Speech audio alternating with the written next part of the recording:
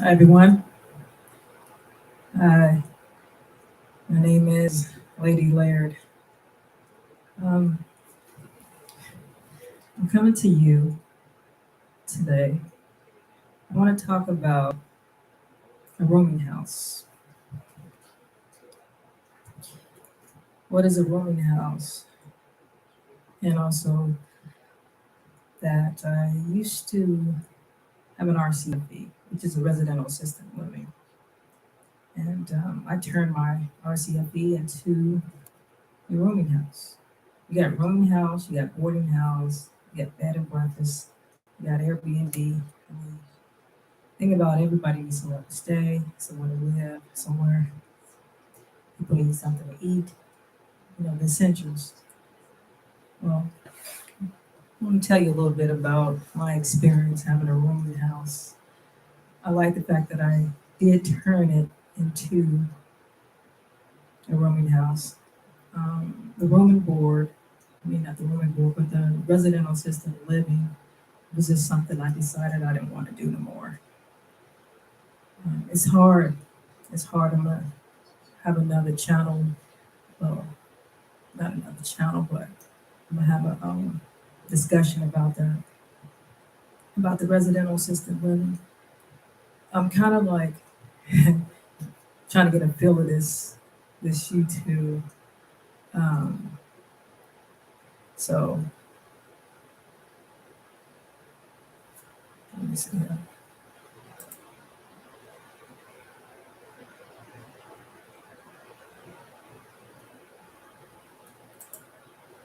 Okay, so let's go. Let's get into it. So I turned my RCFE into a rooming house. Um, the thing about it, you got to make sure that your tenants, your potential tenants, is comfortable. Whether you do co-ed or you do all women or all men, you need to have a manager, living manager on site. You want to make sure that no tenants feel like they're being taken advantage of or mistreated in any type of way. And then also having a living manager, um, they're pretty much your eyes and ears. When anything happens as far as plumbing, um, electrical, the grass need cutting, stuff like that.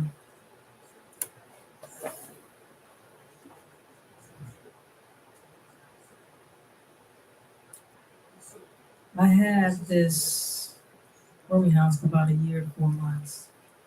I had the RCFB I did it for about maybe 2 years. I'm good for it. This having a rooming house is kind of better. Like it runs itself, meaning that you don't have to be here all the time. You can actually go somewhere, you go on vacation, you can actually get out. RCFE, you couldn't really do that. You had to have somebody here. There had to be somebody here all the time. And so when when your employees call in, you have to come in. So this here, having a rooming house, you don't have to worry about that. But you want to set it up professionally. You want to have rules, regulation, policies in place. You want to have a business operation in place. Because people stand at your house. On your house, there's a lot of stuff can go on. So you just want to make sure your I's are dotted and your T's are crossed.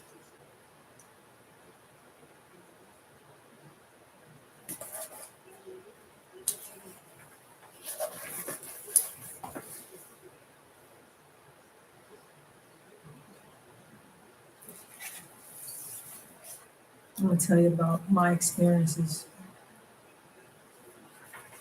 I had some doozies. See, one of my experiences here was that My experience that when you are sharing a household with strangers, you must think about their demeanor and to be professional in the communication with them, despite how they come to you in their communication. Uh, Meaning, if they're rude to you, you don't need to be rude to them. Make sure you stay professional. Also, if anything that comes up that's in your lease, you have to be very specific about your lease, what you place in your lease agreement. You want to think about anything that someone would possibly do. So if you do, you have to give them a 30-day notice. You don't want to wait till the next day. You got to let them know there's no disrespect to the manager, the facility establishment. It makes for a hostile environment, whether it's the manager or it's any tenants in the house that's living in there. Nobody wants to feel uncomfortable. So you got a 3-day quit. That's only if they're not paying the rent or something. So you got a 3-day quit of pay. I mean, those things, but I'm not really talking about that right now. I'm just talking about having a rooming house and with stuff that I experienced. And I didn't have to do that. I almost had to do that with 3-day pay a quit. My experience is you must make sure that you ask if they can change addresses with their family members that does not live at the rooming house. Meaning, like, if the people, the family members, I've had somebody come and they place their family member here. Got to change the address. Anybody that doesn't reside in the home should not have an address mailing coming to the house. But it's up to you if you don't mind. They don't want to pay for a P.O. box. So it's like, well, you live there, let me send it there. I think a P.O. box is like $90.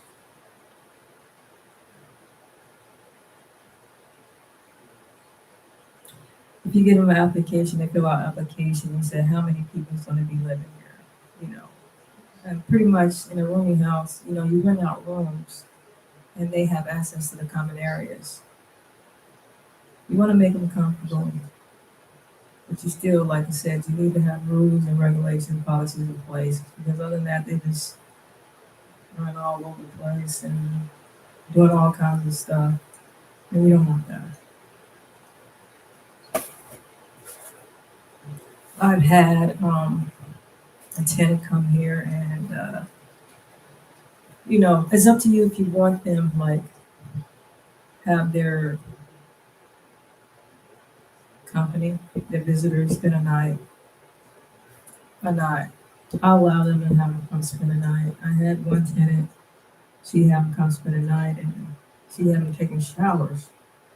So then you have to write memorandums, and let them know that if they don't reside in the house, they cannot take showers, because you got to think about all the other tenants, boarders that stand in the house. It's kind of disrespectful, even if you ask them, it's like, I'm taking a shower here, I'm paying for the water here, and your company, the whole thing about having company or visitor is that's what they are. They're your company, they're visitor. That means if they spend a night, they go home and take a shower. Now, if they coming out of town, well, they need a hotel. If you're a rooming house, you're not having the entire house. You're sharing the entire house with other tenants and other boarders. So just gotta be considerate and, you know, respectful is the word I'm looking for.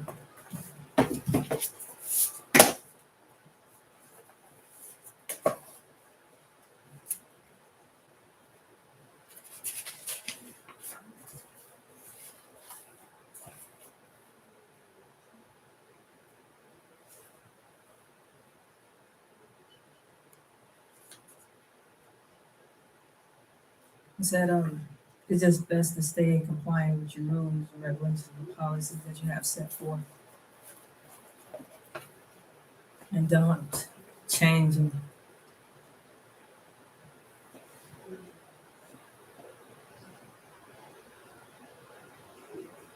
Because then it start becoming uncontrollable. Then the business setting, you got to take in consideration. You got to take in consideration when you are doing a background check of any potential tenant. Make sure you feel comfortable.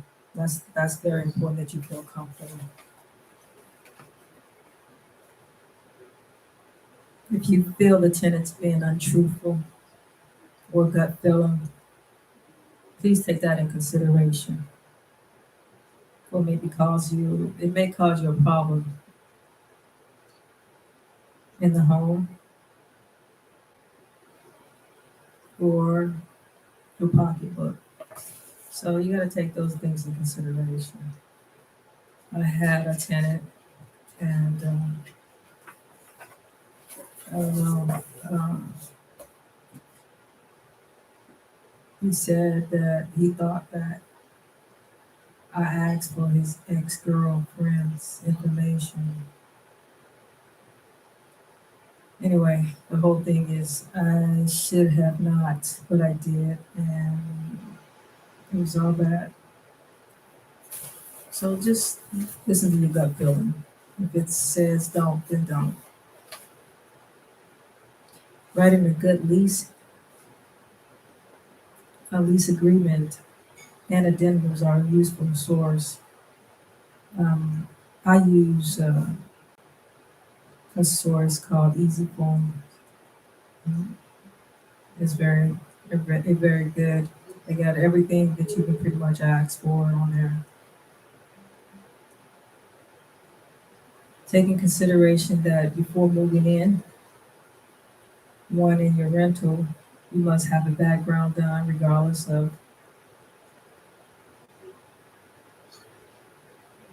even the representative, they can come in with money.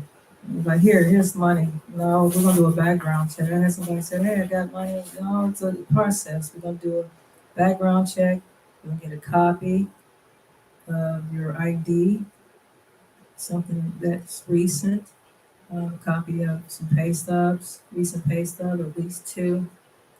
And so what I do is I make a file for myself and a file for them. So everything they have, I'm gonna have, just in case. They said, well, I didn't know that. Yes, you did. You signed it. I have a copy, you have a copy. So that's important. And I keep it in the file. And so we won't have any problems.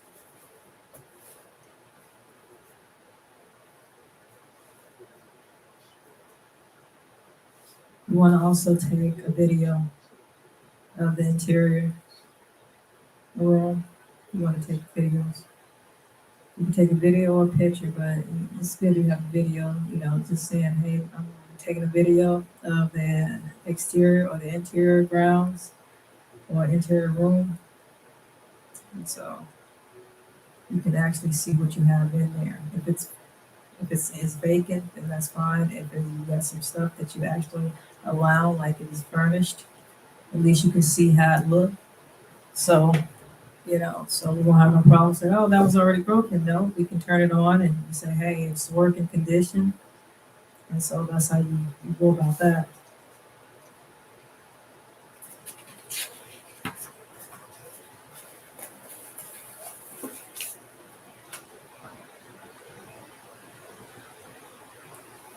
The layout of your rooming house, you can have, I don't know if you can see that red there, red and white. Well, it's pretty much directions of how to get out, the exit signs. You can have exit signs on how to get out the house. You can have the ones. Well, this shows the directions of everything. It shows directions of which ways are the exits and how to get out the house. And then you can have an exit sign actually to the doors, whether you get the ones that's taped and they light up in the dark, or in the daytime you can see it, or you can get the ones that's you see at those buildings. However, you can have exit signs, and then you can have like where everything is located, meaning your shut-off valve, where's that located, where's the doors located, how many doors in the house. In this case, emergency, you have an evacuation plan so that if you need to evacuate, you know how to get out the house.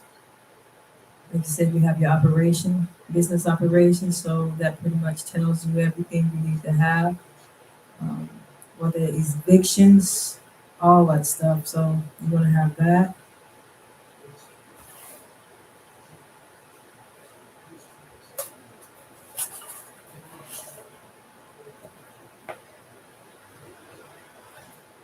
If it's furnished or not, you should make a video of the interior room before they go in there. You do all this in the room. And on your video is the name of the person. You can say their name. This is so and so. We're about to take a video. You said the date, the time that you're about to do it. So that's good. If it's time stamped, then that's fine too. But it's just good if you say the video. Video will save you a whole lot of trouble. You say, hey, today is Monday, August 23rd. We're about to take an interior video of the room. This is so and so, Jane Doe. You can show a picture of her.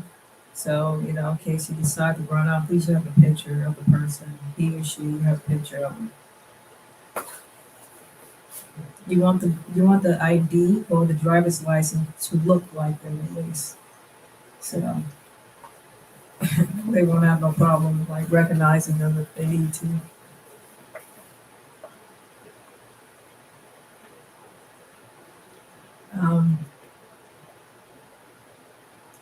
My experience, I received my first tenant in my rooming house in March of, I think, 2022.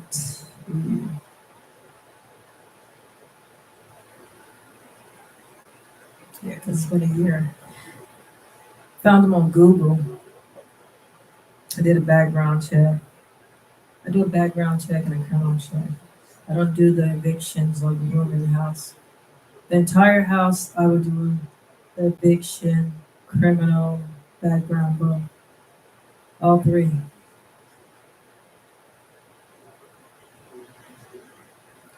It doesn't tell, when you do a background check or anything else, it doesn't tell you if they do any type of illegal drugs or anything like that. It doesn't tell you those things. So you just have to think about your gut feelings. If you feel uncomfortable with the person, so you just gotta keep that in mind if you don't feel comfortable.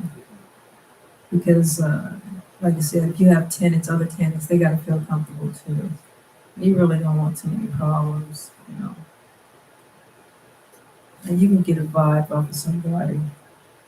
So it is what it is, but take that into consideration. Like,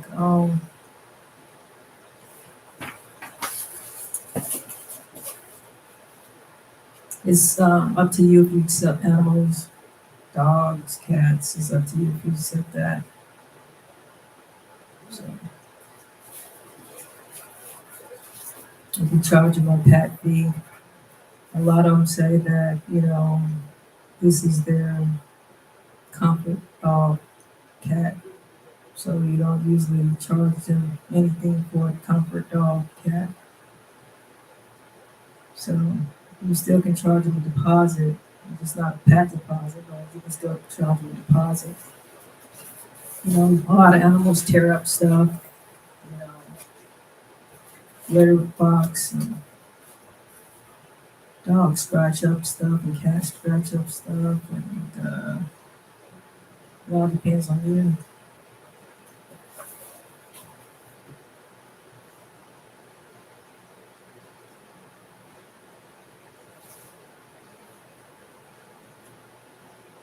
So, my experience, I did a lot of memos. I did a lot of memos um, for this one tenant. She was just doing a lot, and it was mainly of the visitors that she was having. Um, like I said, taking showers. It was just like her visitors lived here, and that's not how you do things. The whole thing is, she was a short-term visit. She was a short-term tenant. It's like you here for short terms. Like, yeah, I'm just here, just going to do this, and I'm going to be out. Okay, so when somebody say that, you thinking they're going to be on a grind. This is what they want to do. It's short term. This is I want to get out and get my own. You know, she had a lot of visitors. You know, just doing a lot of stuff, and yeah, yeah. So anyway, so sometimes I look at Craigslist and I see, they rent out the rooms, and some said you can't come in the kitchen area. Some people say, well, you can't come in the kitchen area. You just can go in the bathroom. It's like, I guess they can have like a microwave or a little oven in the room, or a pot or a crock pot or something like that they cook in. It's just the fact that you got to make sure that you check your alarm, your fire alarms, and your monoxide systems, and making sure they get fresh batteries and they're working conditions. They're in working conditions. You can have fire drills if you choose to do that. So they know what they do. I have 3 rooms with sliding doors, so they can go out the sliding door and they can go out either way, and they end up in the front. One room is close to the garage, so they can go right out that garage, and it is 2 ways you can get out. You can get out through the garage itself, garage door itself, or it's actually a door on the side and go out that way. So it's a lot of egresses. There's a lot of egress that you can actually, avenues that you can actually take in this house.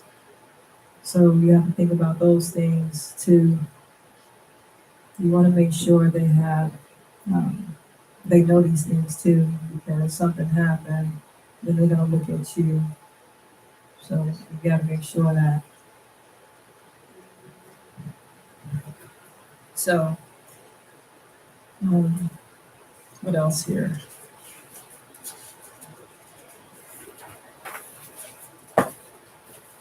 I noticed that when you experience more, you put more into your lease agreement. And I noticed like this experience, like, okay, I'm gonna make sure I place this in there. And like I said, you gotta be very specific. I think it's like no disrespect, no arguing with the owner, tenants, no disrespecting, no no profanity, because it calls for a hostile environment. If you have a tenant that's yelling at each other and cursing each other out, that comes from hostility. Either one or two things going to happen. It's going to be very aggressive. So either one has to go or both has to go. It's just is yes, it just don't make sense, because that calls for something terrible. I had a situation like that. It was a hostile environment, so one had to go, but not just because of that. It was other stuff too that was on the lease that was violated. So you want to make sure, because that's a violation of the lease. So anything that you place in there that you can think of that somebody can actually do, you need to place that in your lease agreement. Add it to your addendums, however, but And then after that, it was violated against me. Here I live here. I'm the manager owner. So then another one had to go. Because all you're looking for is, I believe people can be respectful. I believe people can talk to people like they're human beings. They don't have to be disrespectful. And so, especially if you're trying to be nice, you know what I'm saying? It's like I've done nothing to you, so what is coming from? So it's just that you have to think about those things. Be respectful, be considerate, be compassionate to other tenants and boarders that's living in the home. Sometimes you gotta explain things to people. People really don't understand. You gotta explain it. You know what I'm saying? Maybe they never really lived somewhere. You gotta break it down to them.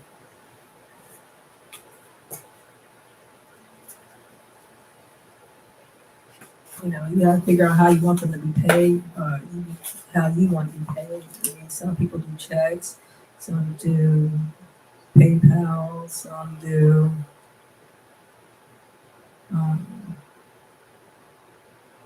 Verno or Vermo. You got all kinds of ways you can be paid.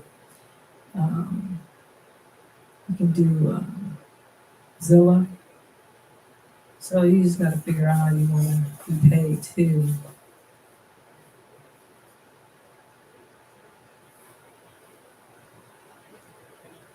So I have a lot of signs around here. One of my signs is in the bathroom. It says, "Do not flush any napkins, any cigarettes, pretty much nothing down the toilet but toilet paper." Sometimes you gotta put those signs out too, because what happens is if you flush your napkins, sanitary napkins down the toilet, and all cigarette butts, your toilet's gonna be clogged. It's almost like it's almost like I don't want to compare that to it, but I have to. I don't. It is. It's like you eating something and something going down the wrong pipe, and you get choked. Well, it's almost like your toilet. So our toilet supposed to be just toilet tissue. If other than that, it's gonna be clogged up, and it's gonna, it's gonna come up. The water is gonna come up. And you're gonna have a clog there. So you're gonna try to snake it, plunger, and you can avoid that. That's the whole thing. Or if not, I had a situation where, one of my rentals, she called me and she said, we got the toilet is flooding. So I had somebody go over there and get it and check it out. I had to call somebody, a plumber. They said what it was wipes. So people thinking that you can do wipes, and wipes are not flushable. All wipes are not flushable. So I told her no more wipes. She said okay. So I haven't had any problems with that.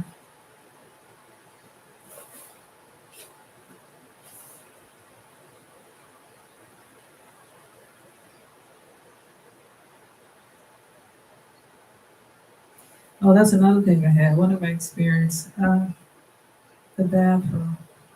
You got the bathroom garbage, and then you got the kitchen garbage. I had one of my tenants take the garbage out of the bathroom and place it in the kitchen garbage. So I pay attention I pay attention to details. I did correction. I was a correction officer for about 30 and a half years. So it taught me how to pay attention to details. And if I don't do nothing else, I pay attention to details. So I noticed that, and I'm asked. So I had to do a memo. Do not take the garbage from the bathroom and place it in the kitchen bathroom. That is cross contamination. I have a garage. In the garage, there's a garbage. There's a big garbage. You can place all that stuff in there. So then I wrote a memo about that. So you just gotta be aware of people, what they do.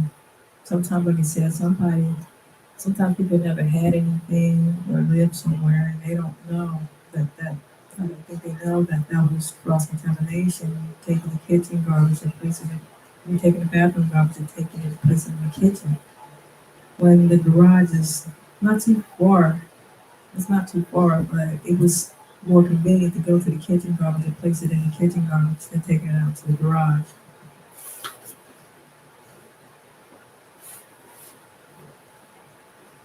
Because what you do in the bathroom, just think about what you do in the bathroom. Think about what people do in the bathroom. So you trying to get gross on you, not, but you blow your nose, you use the bathroom, of course, you wipe yourself. Whether you're bleeding or not, I don't know, but just think about things you do in the bathroom. So why would you take the tissue, you would take the garbage from the bathroom to place it in the kitchen? Yeah. Instead of going out in the garage and placing it out there. Or wherever you got your big garbage can, and maybe you got it outside. Maybe you don't have one in the garage. Maybe you have one outside. You got the bin outside, so you decide, hey, I want you to take all that stuff out of the bin. So it depends on where you got your garbage. But that was cross contamination to me. That was don't do that.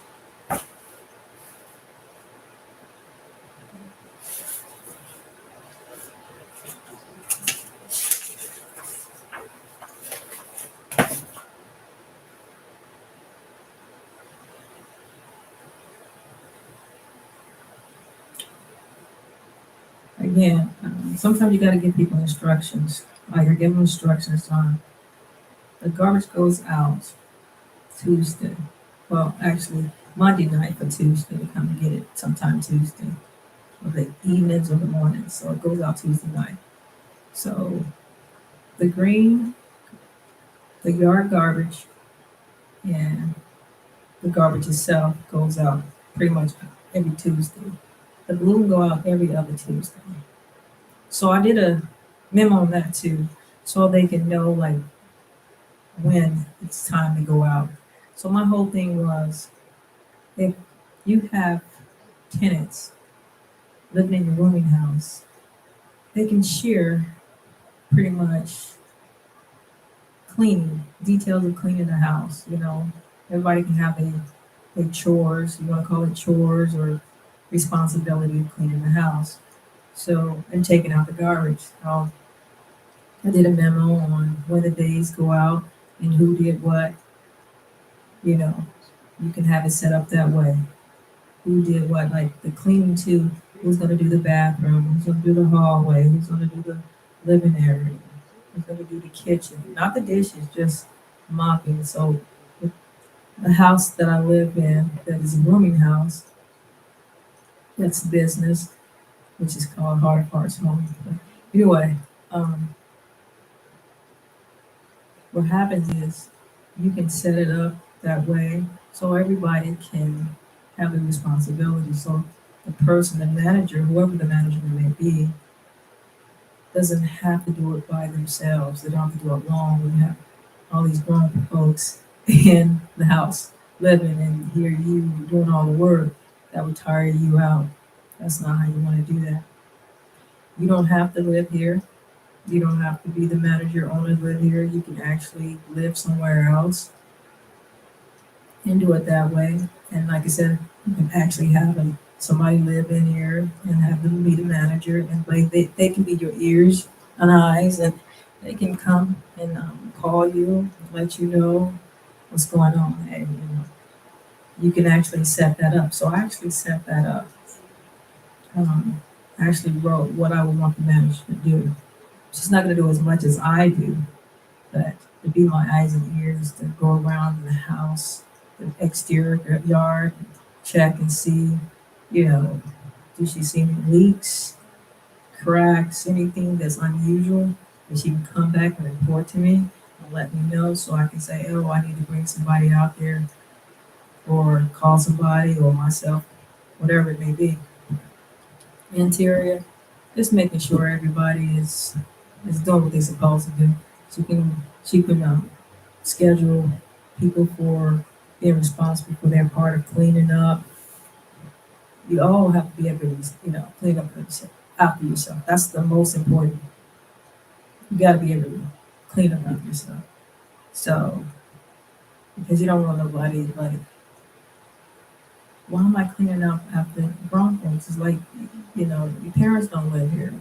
Why am I cleaning up after you? So be responsible, be considerate of people, clean up after yourself. So that's the whole thing. But, if you're not in that area a lot, so it shouldn't get that messed up. So it's still periodically, mop the floors, stuff like that. They can take turns taking out the garbage, of course. Every Tuesday, somebody different take out the garbage. Schedule somebody. You take it out this, and I take it out. I bring it in, vice versa. However, so or you can just have somebody just set. You take it out, I bring it in.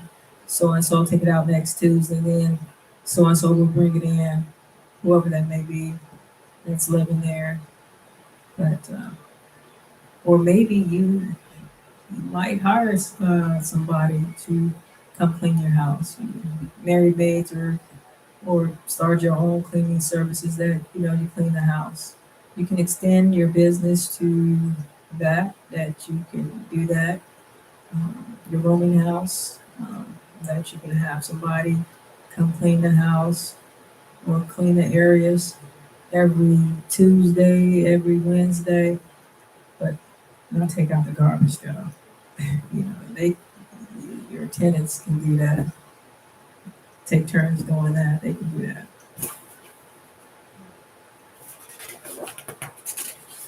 Let's see here.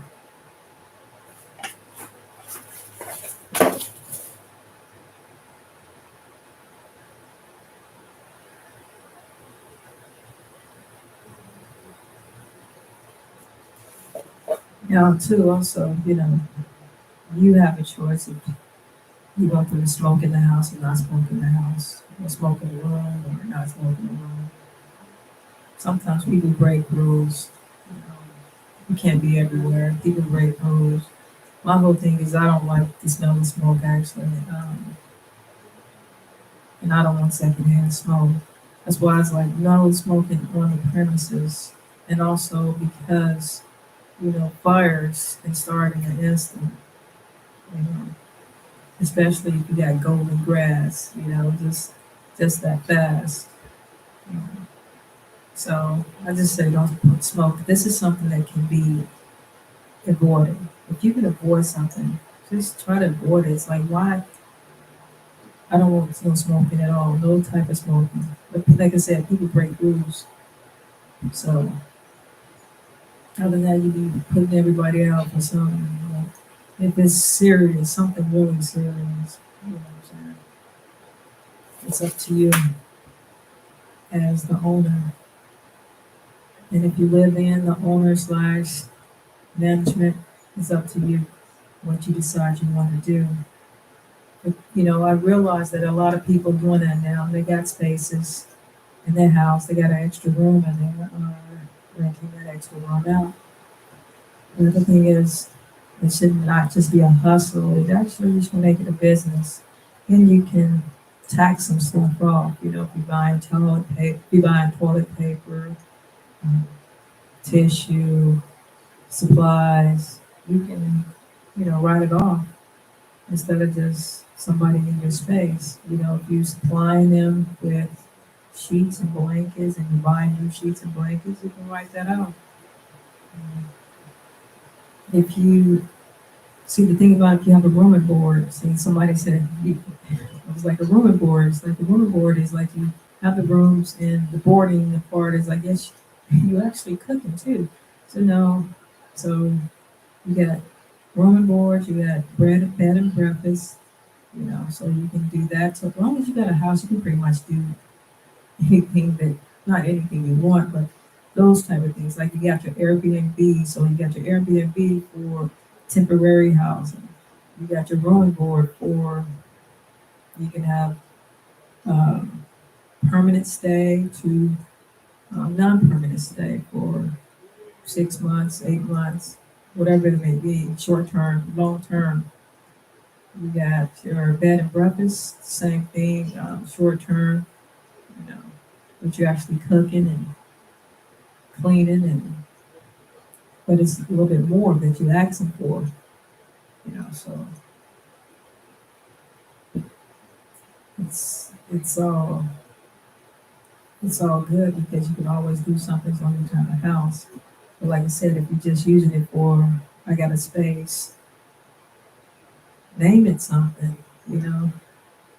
You can say rooming house or short-term stay, short or long-term stay house, whatever, make it a LLC. And, like I said, and then, like I said, if you buy anything for that, you can write it off. Toilet paper, tissue, supplies, cleaning supplies, whatever it is, instead of just, I got a space. I'm just gonna get the rent so I can pay the mortgage. Then you can extend it out, and get you in a place where it's got 28 bedrooms, and then you can extend it, and then you can have people rent it out. You can rent it out to Section 8. You can rent it out to the elderly. You can rent it out to people just trying to get ahead. Like this is my first apartment. It could be a studio or whatever. But you can just rent it out like that. That's how you want to do that. Or you can buy another house that has 4 bedrooms, extend it that way. Then you can still name it long-term stay, short-term stay, rooming house, whatever you want to call it. You can do it that way. Well, I want to thank you for joining me, and I will talk to you soon. My name is Lady Laird, and you have a good night.